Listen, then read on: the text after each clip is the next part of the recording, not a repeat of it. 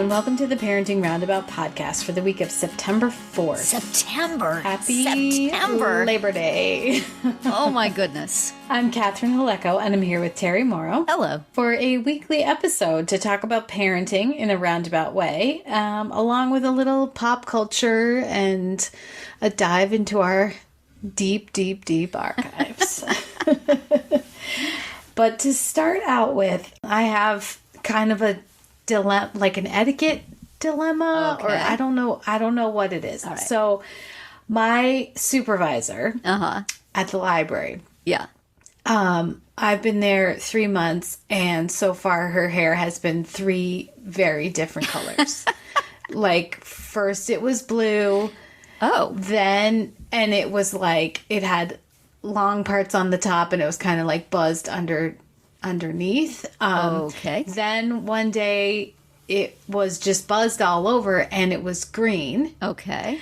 And then the next time it stayed buzzed, but now it's kind of like a purplish black. Alrighty. So, like, I don't know. Do I just say, like, hey, cool hair, like, cool color?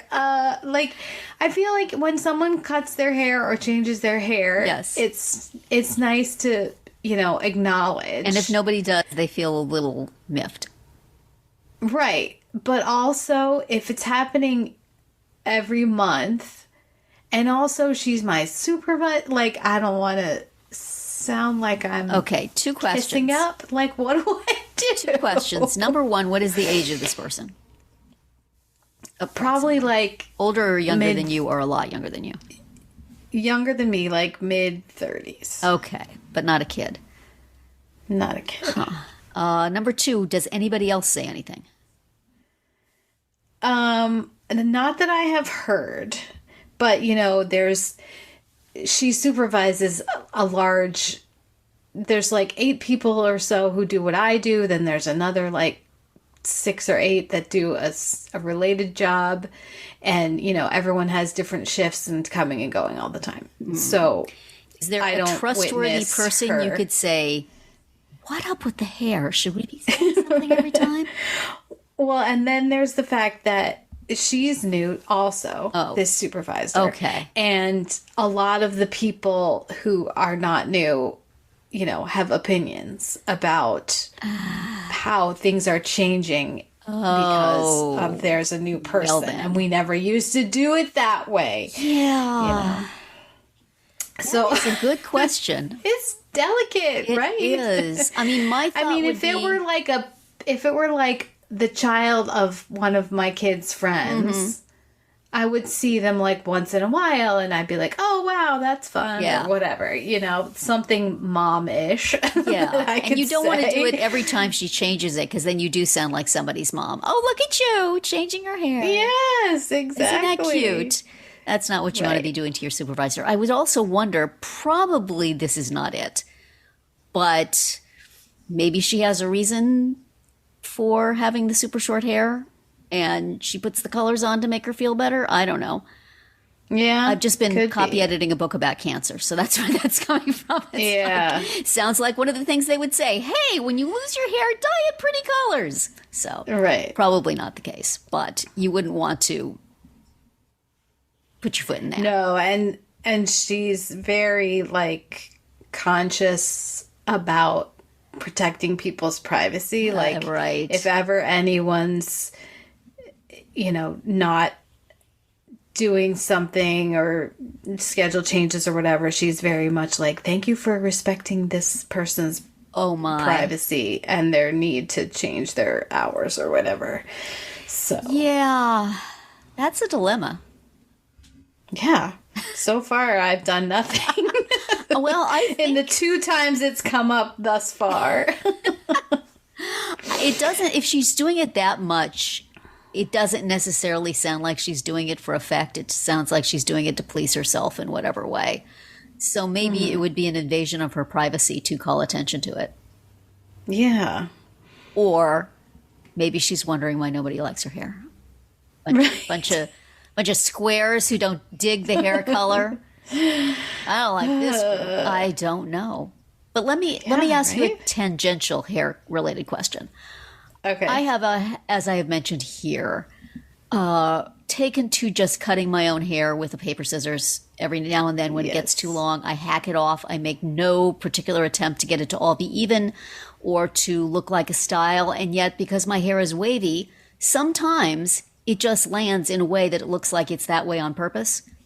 Mm-hmm. And periodically, people compliment me on my hair. Oh, I like that cut on you, or that looks so good, or is your hair naturally like that, or did you have it set? And I usually respond, yep, it's just my hair that way. And you know what? I just cut it myself. I just hack it off with the scissors. Ha, ha, ha, ha, ha. Because I think it's funny that it sometimes looks good. And then afterwards I think, am I a jerk? Because somebody compliments me and I'm like, you're so stupid. Not only did I not get it done, I did it myself.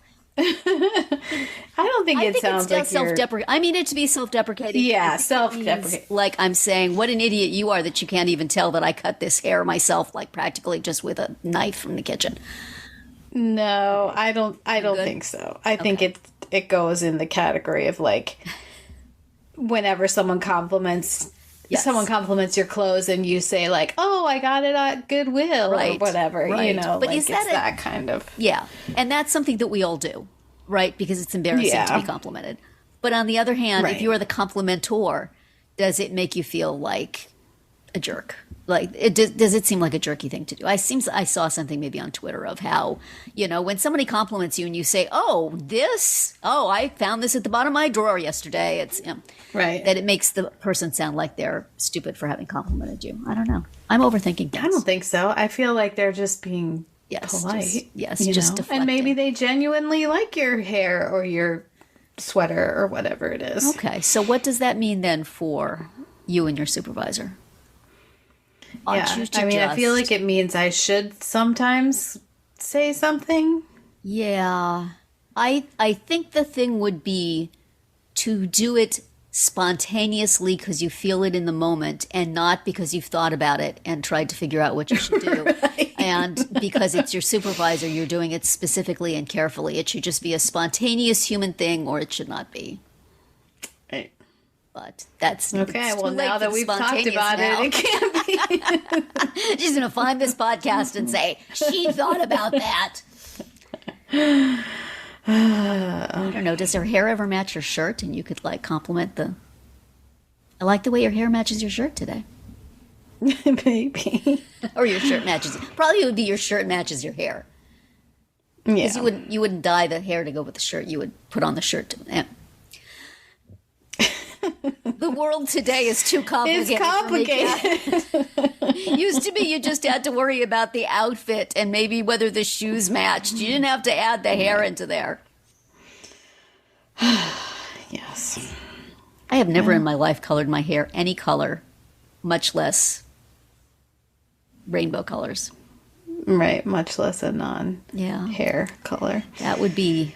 I would be nervous about that because if it doesn't look well, I guess you could just dye it over. But well, then you probably have to like bleach it out and dye it. You know, it seems like a commitment. Easy. Yes. Yeah. Maybe she's using sort of semi-permanent options, and that's how she's able to switch it up, change it frequently. Yeah. So. Well, keeping the library colorful. That's right.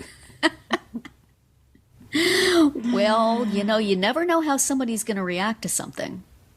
That's right. Which seems to be a theme of Only Murders in the Building this season. That's right. So we have an episode called Love, in which everyone's relationship is at a varying stage and experiences some sort of growing pains or... Yeah. Oh, dear. They set Joy up and they knocked her back down, as you have been observing. Although I still say, where did the ring come from? Possibly Charles. I think it was from the fish tank. Yes. Yeah. But maybe Charles grabbed it from the fish tank in his white room phase. Still, she suddenly was very innocent again. Yes. And we had Jane Lynch returning. Yes. As Charles's stunt double. Which Scott Bakula gets a shout out. She's going to go do some work for him. Right. She's with all the white haired. Speaking of hair color, that's how she gets her jobs. So I didn't really understand the game that she played with Charles. No, me neither. Like, to get to the bottom of why he was having this issue with Joy. Possibly because I couldn't see what was on the cards he was holding up. Was it agreed to one said be committed and one said commit. Huh. So, like, I think the idea was if you're Joy and you say this statement, does Charles feel that it means he should commit to her, or that she should be committed to a mental institution? But it was complicated, you know. My eyes and ears are not helpful to me in this show, which often does little visual tricks. And I had to turn the captions on at one point because Mabel said something and I couldn't tell what it was. And it took me 10 minutes to get the captions going so I could read it. It was not worth the trouble. But not friendly to old people, this show, which, considering the age of its leads, possibly not wise. Sounds weird. Yeah. Enunciate. And turn the lights up a little bit. Yeah. So that was so Steve Martin and Joy, or, you know, Charles and Joy, Steve and Andrea Martin. The Martins. The Martins are together, and then by the end, they are not, because Charles has tried to delicately, but of course, absolutely not delicately, brought up the thing about her lipstick was found in Ben's dressing room, and, you know, she was offended that he would think anything like that of her, and goodbye. Well, no, also in the course of the conversation, it comes out that he didn't really mean to propose to her. Right. I think that was what precipitated the goodbye as well. Yes. But now I want to. It's fine now. Yes. And so that was that one. And then Mabel was with Taubert. I really have trouble saying that. Yes. Who invited her on what was allegedly a stakeout, but was really just a means to get her to go out with him. As a date with that cute girl from the Armoire. Yes. So they go to this cabaret to see Howard's boyfriend Jonathan perform, because Taubert initially thought, oh, you know, there might be something up with this guy. And then he's like, oh, I just like him. I just like his cabaret act. But they do encounter him handing an envelope to a man who Taubert can identify as Ben's private doctor. Ooh. So, dun dun dun. Yeah. What could it mean? But meanwhile, they're cute together. Yes. Mabel and Taubert are enjoying their cabaret evening. Yes. And then she takes him home and shows him the murder board. Yes. Which includes a picture of him. And they add this doctor to it. So that's that couple. And then the third couple is Loretta and Oliver, which is Martin Short and Meryl Streep. And we get to see her studio apartment with its Murphy bed. It's quite fun. yes. I mean, it is enjoyable how this show is obsessed with Manhattan real estate, as all people who live in Manhattan are. You know, you've got the Arconia, you've got Mabel looking at a white room that costs $5,000, and then you have Loretta. And over the course of a long evening, Oliver loses a tooth and gains some knowledge about Loretta's obsession with Ben. Yikes. Long-term obsession. Yes. Fandom, stalker, whatever. Right. And, in between, she says that everybody hated Ben, and that's certainly going to be true, even though she was maybe saying that to cover up herself. Right. And she does sort of mention that she called him the thing that was written on the mirror. Makes her look. And also, I have never personally lost a tooth, especially in that traumatic manner. Don't you keep it and get it implanted? You can, yeah. Would you not want to at least discuss that with your dentist before you throw it? Before you throw it into the Hudson River? Yeah, exactly, into the river. I was like, when they were doing that, I'm like, this is adorable, but Oliver, are you sure? Yeah. You might want to just consult. You have your dentist on speed dial there. Just, any chance I could put this back in? No? Okay, fine. The things I think about. But yeah. She went back and forth, as Andrea Martin has been doing as well, between being kind of creepy and really sweet, and which one. And if you have both of those, isn't that a problem? Yeah. Yes. Course. So by the end, Oliver has decided it is a problem. Yes. Finding her little photo album. Yes. Tucked away. With clippings of Ben. Yes. So, just as to be expected, but absolutely delightful performance by Meryl Streep. Yes. And quite a few times I, was just watching Loretta and not thinking, wow, Meryl Streep is such a good actress. So she's very fun. But she's very fun. And there was a fun little... She listed, like, the reasons why she didn't get certain parts or, interact with Oliver when they might have crossed paths. Like, well, my ponytail got caught in the subway, in the door of the subway. They thought my accent was too good. Didn't like Bernadette Peters slip or something? Was it Bernadette Peters? Yes. Yeah. Yes. That was very funny. I had been thinking that maybe it would turn out that she was kind of stalking Oliver because he had maybe turned her down for a role early in her career. And so that she was involved in this to bring him down.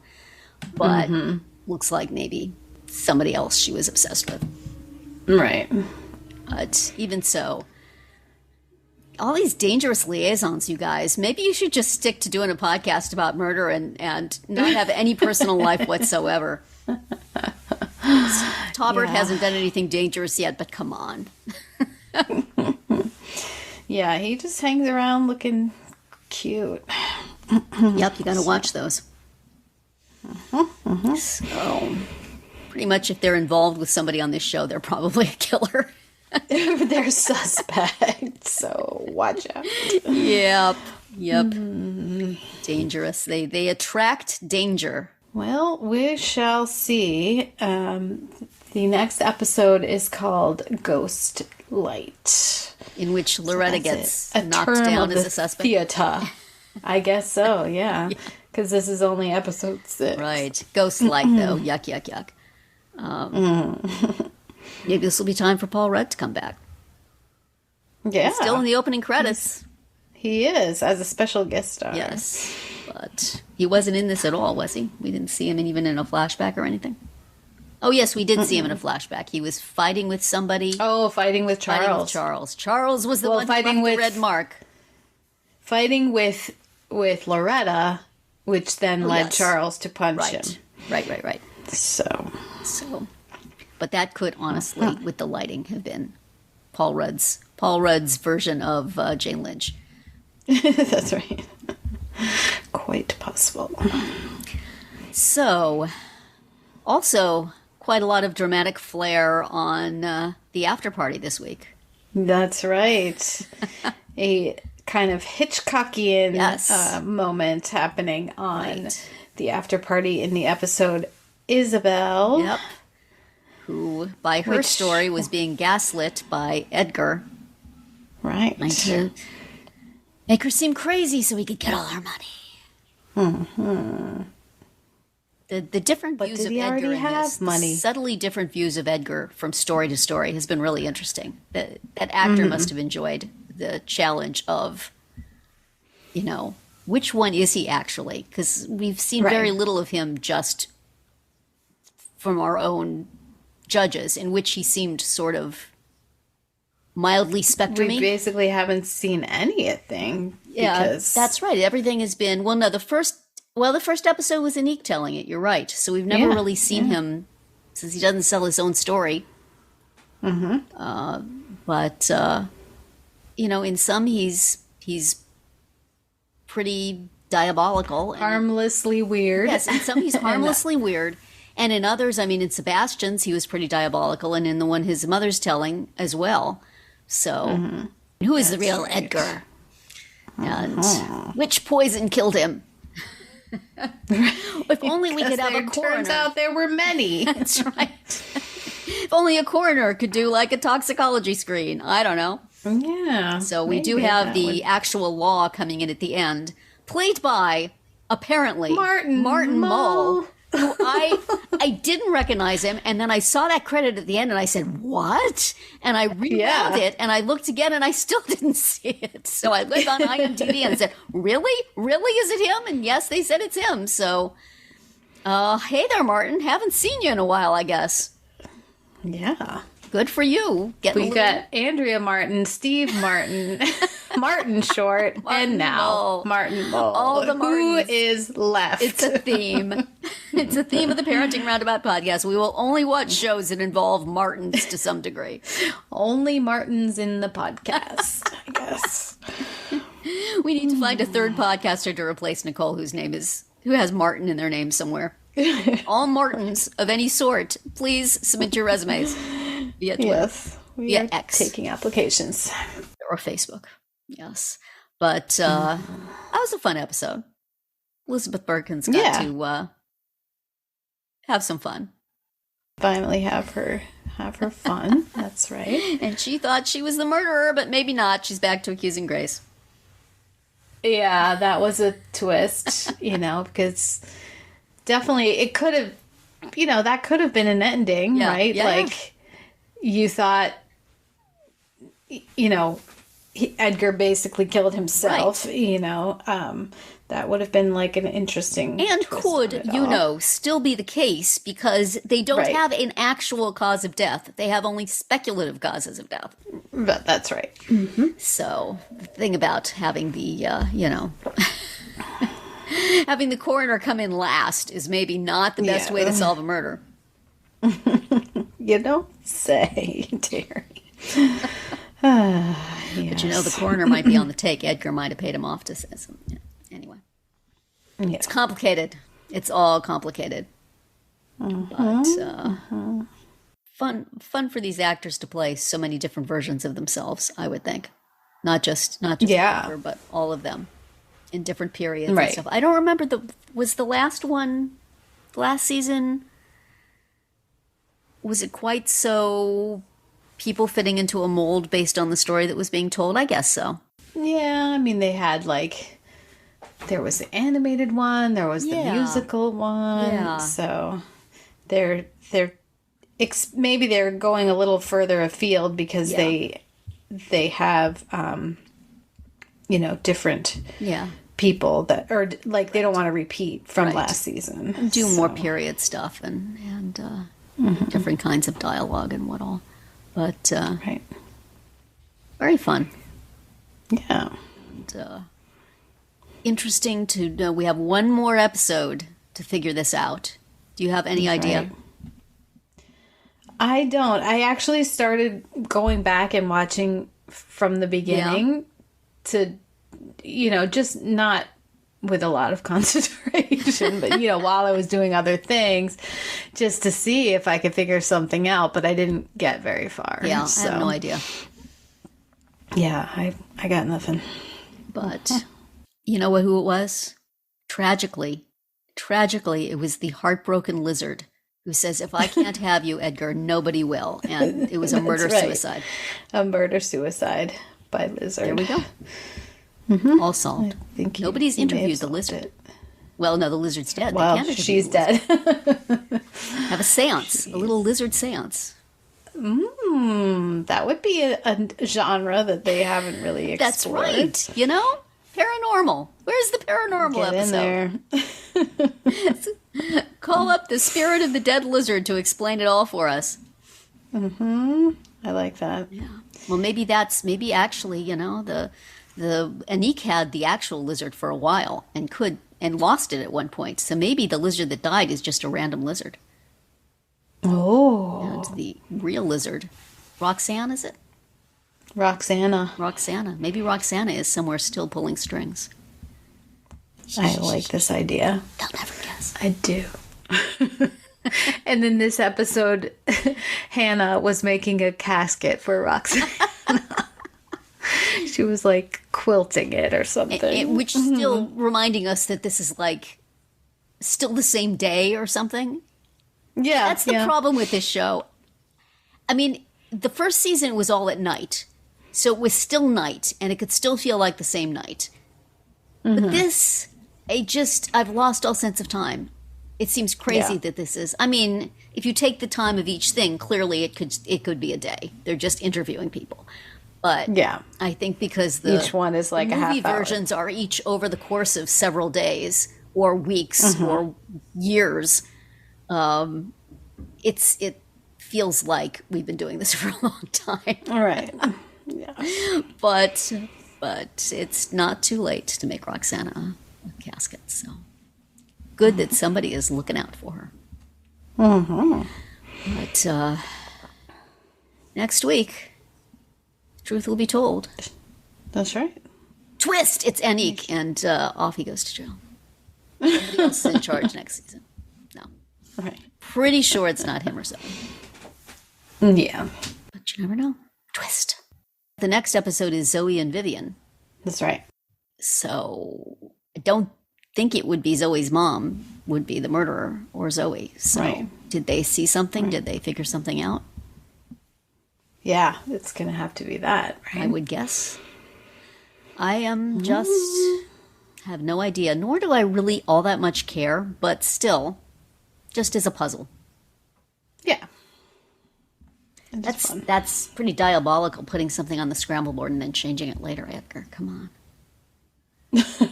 Yes. You probably cheat. It's also diabolical to leave a Scrabble game. Yes. Just set up. Like, are you still playing, or you're sort of inviting that sort of skullduggery, right? Or are you just leaving it there for your maid to clean up? Like, come on, guys. Yeah, really. Respect the Scrabble board. Don't just leave it laying around. Oh my.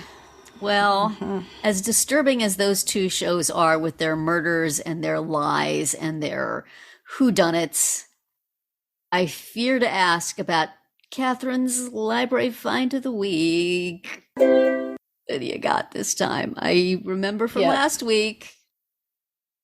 Yes, sure. This is the second installment in a nonfiction book series for kids that feel extremely inappropriate. You started this thing out so innocently with your Amish romances and your nice little cute children's books, and it's veering off into a dangerous turn. If this were the after party, your story would be suddenly taking on a different cast. Yes. I'm just saying. You're like Joy, who was always so nice, and then all of a sudden, maybe she killed somebody. Or Loretta, sweet Loretta, who, is probably a crazed and murderous fan. And Catherine, sweet Catherine, with her nice little children's books and her romances. And then, I don't know, animals killing each other. Yeah. Well, do you want to hear what this one's about? I probably do not, but that's not going to stop you. No, it's not. So this series is called Scary Places. Oh, why? Places with dark and disturbing. I'm reading from the website copy now. Places with dark and disturbing histories exist throughout the world.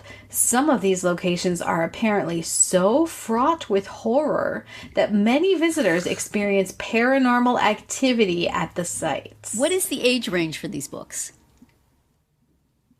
Like tween? I mean, the covers are so scary. Like, don't go look at the pictures because the covers will haunt your dreams. This is like, the family member who gives your young child a noisy toy. When that child gets too old for noisy toys, they give them the Scary Places book. Yeah. So they will never sleep. That's right. Don't accept gifts from that person. You know who it is. Just say, oh, thank you so much. She'll open it later. Yeah. Burn it. Well, I have, once again, a little quiz for you. I'm not going to be able to sleep after this, am I? No, probably not. Well, I have a lot of work to do, so that's fine. Somebody gave me some sleeping pills that look suspiciously like Adderall. It'll be fine. There are 33 titles in all. I'm going to read you 4 titles, and one of them is not part of the series. I failed at this quiz last week. I see how I do now. You're identifying the one that isn't real. Okay. Is there one like Disneyland or? That could be scary. Okay. Well, here goes. Yes. A. Abandoned insane asylums. B. Creepy castles. C. Sinister circuses. Or D. Tragic theaters. To go with our Only Murders in the Building content. Well, they all sound awful. I will say the insane asylum thing because maybe kids don't know what that is. Nope, that's a real thing. Yeah. Creepy Castle's also a real one. Tragic Theater is also a real one. The one that I invented is Sinister Circuses. Ooh, you should submit that to them. Well, I was inspired by the 2 that they do have. Abandoned amusement parks, like you said, and eerie parks and playgrounds. Oh, my. Parks and playgrounds? The swings are swinging and nobody is on them. Why is that merry-go-round going around? Yes. Did I just hear something go down the slide? There's 33 of these. There's so many of them. Like, I had trouble picking out 3. Oh my goodness, what is wrong with there are so many. Oh my gosh. That's really awful. What parent? What crazy parent? It's like, if you're not good, I'll read to you from Creepy Castles tonight. I mean, I discovered these because someone returned a large batch of them to the library. So somebody checked out like 10 of them at one time. Oh my gosh. So I'm concerned about that child. Lots of controversy about what gets read to kids in school these days. Maybe you need to also check on whether any of these books are within the building. Yeah, please read to my children about drag queens and not about abandoned insane asylums. Thanks. Or possibly neither. But fire hydrants, cute little fire hydrants, and vegetables and clothing. Yes. Or Amish romance. Amish romance. Yeah. I don't know. Mm-hmm. Well, should we soothe ourselves by going back to our own archives and checking what we were talking about in the past? Yes. Instead of... It wasn't scary, was it, Catherine? Were we talking about horror reading for children? No. What is the audience for that? What? who thinks that's a good idea? Well, you know how kids love, like, Goosebumps and, you know, those kind of things. This is maybe that. I'm sure there's a child. I'm just not sure feeding that interest in a child is a wise thing to do. Yeah. I mean, some kids love... They love horror movies. Not just kids, but... Right, exactly. People love to be scared on purpose. I do not. No, thank you. No, thank you. I'm going to have to go take some bleach and scrub out my brain after this episode. It'll be fine. I'm old. I have a short memory. It'll go away. Yeah, it's not close to bedtime right now either. So what do we have this week from our not at all creepy past? That's right. We are going to look at what we were talking about 2 years ago, 4 years ago, and 6 years ago this week. And there's not a super strong theme to it. It's just things that were fun. So 2 years ago, we were talking about reality shows and how there could be a challenge type reality show for parents, right? Because we had watched Making It, which was a crafting competition. Yeah. Which I wonder if that's coming back anytime. I hope so. Although we had some notes for them last time. We did. We usually do, right?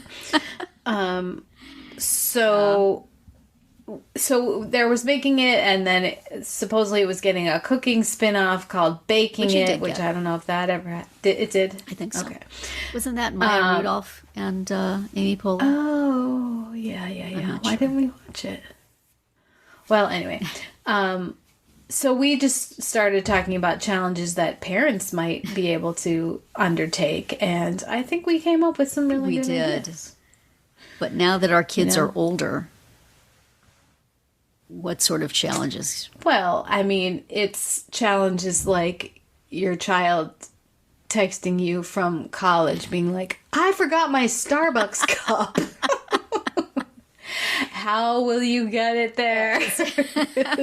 Because then they have to if you mail it, they have to navigate the mailroom. That's right, and Phil might be full. That could be hard. Phil might be full.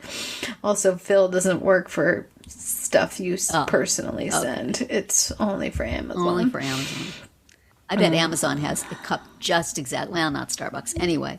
Yes. Yeah, or how are you going to fit a large bedroom's full of stuff in half a dorm room? Oh, that's right. Or what my friend is tasked with, her child is bringing his fish tank to college. Does it have 62 fish in it like Joy's? It does not have 62 fish. But, how do you get those fish across the state line? That sounds like a challenge to me. It does. Are there rules about the importing of fish? No, there's just, you're allowed to have a fish tank up to a certain size in the dorm room at this person's school. Yes. I don't know what it is at, for example, my kid's school, because he doesn't have any fish. I would never, far fewer than 62 fish, have occurred to me to bring fish to college with me. Of course, I didn't have fish. I guess if you had fishing, you were emotionally involved with them. But I don't think I knew anybody who had fish in their dorm room. And we would have known that, because everybody would have gone and looked. Right. You don't have fish secretly in the corner, a tiny little bowl. I mean, if you had just like one goldfish in the bowl, yeah, I could kind of see it. But I mean, apparently this is like a tank. Wow. With multiple fish that this kid is bringing. That's a challenge. Yeah, I thought so. Yep. And, for the parents with stay-at-home kids, you have the challenge of not speaking your mind ever. Every time you give an opinion, a buzzer would sound. And if you got up to too many, you're out of here. Stop that. I would not last very long on that program. You would be. They would voted stage off that island real quick. Yep, they would stage things with kids doing stuff, and can the parent keep quiet? No, I can't. That one's funny. Can the child survive in a downstairs apartment for 1 week by themselves? Nope. My daughter would be like, I quit. I'm going back up. Right. So that was our... There still hasn't been a reality show for parents. And really, they should listen to us and do one, because that would be a rich source of material, regardless of the age of the child. Yeah. I mean, I think they had like a family version of The Amazing Race one time. Yeah. But that's not really about parenting so much as You it's could about... have like a panel of parenting experts, quote, experts, unquote. And then you could have like, everybody change your baby. And then they could judge the quality of the diaper application. This baby still has poop on their butt. The tape is not fastened correctly. This is perfect. Not a leak to be seen. Of course, you'd want the judge's table to have a removable piece of paper on it for the ones where leaks could be seen. I don't know, doing your child. Let's have dads see how they could do their daughter's hair. That could be a challenge. It's all sorts of possibilities. Do you let the kid dress themselves, or do you dress them? Well, leading from that, we did talk 4 years ago about making our kids' lives easier with various support systems and organizational suggestions. Yeah. And that doesn't tend to go well either. Yeah. I don't know that I try to do that too much anymore. I'm just... I have adult kids at home. I'm trying to get them to make my life easier. We switched.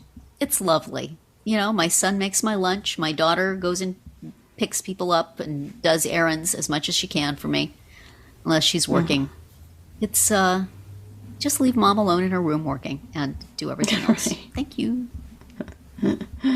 Yeah, I mean, I definitely made an effort this summer to back off on the, making breakfast, making lunch, waking him up when it was time to go somewhere, whatever. Like, I really tried to not do that because it didn't have the consequence of, if I don't wake him up and put food in front of him and bundle him into the car, he would not be going to school. Yeah.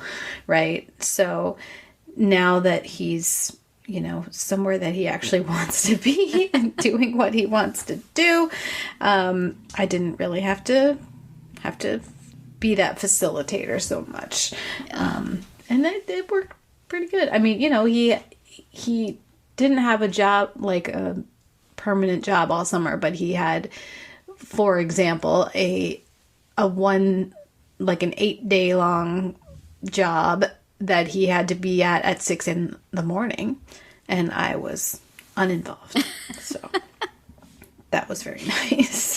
Well, you did bring him a pumpkin spice latte while he was packing, trying to make his life a little easier. Then you spilled it, which wound up making it harder. Then I spilled it. Ha ha. Yeah, nice try. That's what I get. Yeah. But moving him into his room, he wasn't really into the idea of helping him unpack and set things up. He was like, I'll do that later. I got this. Nice looking room, when by would the be way. later? Yeah. Yeah. Yeah. Amazing. That view. Oh my goodness. Yes. Does that ever flood? It's awful close to that water. Yeah. No. I mean, it doesn't have it's so big. Yeah. Like, What'd you say? It was Lake Michigan? It's Lake Michigan. Yeah. Right. Just like he's like got beachfront property on Lake Michigan. There, it just looks. He really does. I mean, and we didn't know that.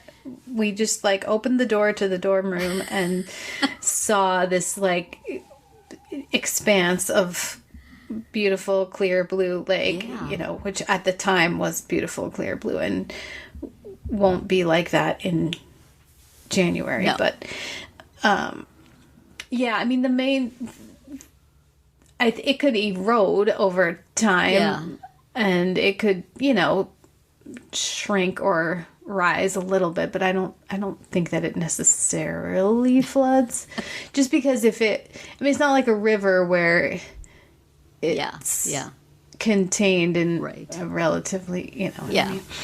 Anyway, very nice view. Yes. So yeah, but I was allowed to make the bed. Oh, were you? I was allowed to climb up on top of the bunk bed and make the bed. That's probably the only time it will be made. Yeah. Yes. I don't know if I had a bunk bed. I'm not sure I would make it either. Well, I mean, I had to, like, put the sheets on, that kind of. See, that could be on the parenting reality show. Yes, it could. It's a good challenge. Making a bunk bed is hard. Yes. With a timer, it would be even harder. That's right. And what else were we discussing? We had that sibling jealousy. Yeah. So that was 6 years ago. So that was, of course, when we still had Nicole with us. And we all have, we miss you, Nicole. We all have, parties of two. Yes. So there's one of each. Yeah. I mean, I think I talked about at that time, my kids, honestly, we've been very lucky that they really didn't, fight too much or have a lot of conflicts. Yeah. And I don't know if that was just a function of their particular personalities, their age and sex difference. Like, I don't know, but we just got lucky. Yeah. Mine really didn't, and they still don't. They're still living together in the same house, in their same bedrooms, as they have been since they were kids. And I think their relationship is growing and getting more, friendly rather than just coexisting, For a long time, they each had their own things and to deal with. And so there wasn't a lot of camaraderie between them. I mean, not hostility or iciness, just they were both eyes forward on their particular path. But now that they're adults and they're kind of doing the same thing all the time and they have the same sort of routine, I hear them talking to each other and it just warms my heart. Yeah. And my daughter picks up her brother at work quite a lot of the time, and they have chats in the car, and we'll have a lunch together or something like that. And sometimes they actually go out to lunch together. They went bowling together one time. So we're moving further and further away from any sort of sibling jealousy into a really nice, comfortable, warm sibling relationship. And makes me cry. That's lovely. Super nice. Yeah. And see, would that have happened if they weren't both living at home? It would not have happened if they weren't both living at home. Yes, definitely. So proximity is the we've been helpful. As I think I've mentioned here before, we have this downstairs apartment in the house, a mother-in-law apartment. And I've been trying to talk my daughter into moving there with arguments like, we wouldn't be able to see what you do every minute, and therefore we wouldn't be carping at you, and you wouldn't have to yell at us, and we would all be so much happier. But she doesn't feel comfortable being alone, even though it's in the same house. It's just downstairs in the same house, but still. So I said, if there was enough room down there that your brother could live down there too, would that be okay? And she said, oh, yeah, that'd be fine.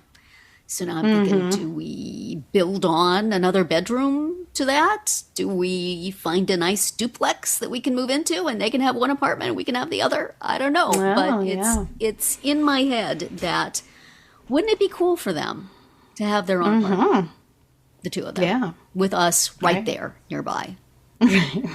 So support available, but not constantly underfoot.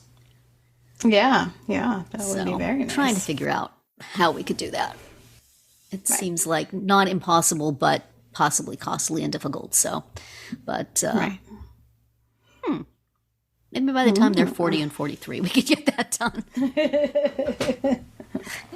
Give me 10 years, kids.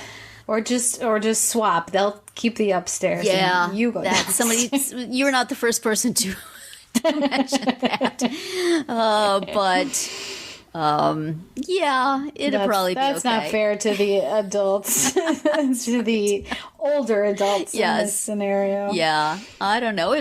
There may be a time when I'm not going to be able to climb stairs when that would be very practical because there's, to get into the main house, you have to go up a half a stairway. Well, actually, a stairway out. So it's really a full stairway to get to the main level. And the apartment downstairs is on ground level. So, which is why it was good for my mother-in-law. Right. And may one day be good for Trippy Terry. But as of right now, it's a little small. Yeah. And also, we pay all the bills. We should get the bigger part of the house. Yes, you should. That my daughter's bedroom would be such a nice office for me. Anyway. This is your ulterior motive.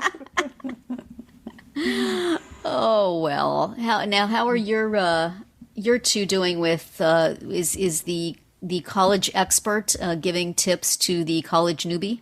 Maybe. I don't really know, because it's happening Channels. like on Snapchat or something. so yeah, I mean, they have a visit planned coming up, so that'll be fun for just the two of them. Uh-huh. Well, the two of them plus the boyfriend. Oh, yes. My daughter's boyfriend will be present.